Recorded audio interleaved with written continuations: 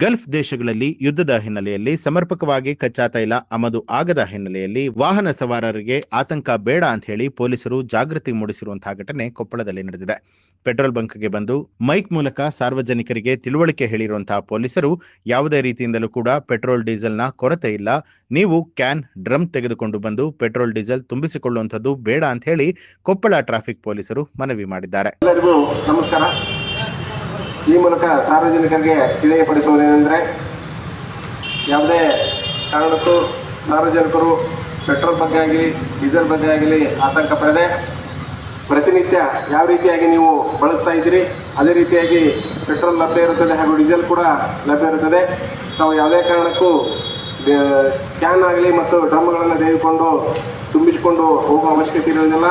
ನಾವು ಪ್ರತಿನಿತ್ಯ ಯಾವ ರೀತಿ ತಮ್ಮ ವಾಹನಗಳನ್ನು ತೆಗೆದುಕೊಂಡು ಬಂದು ಪೆಟ್ರೋಲ್ ಬಂಕಲ್ಲಿ ಹಾಕ್ಕೊಂಡು ಹೋಗ್ತಾ ಇದ್ರಿ ಅದೇ ರೀತಿಯಾಗಿ ನಡೆಸಿಕೊಂಡು ಹೋಗಲು ತಮ್ಮಲ್ಲಿ ಕೋರಲಾಗಿದೆ.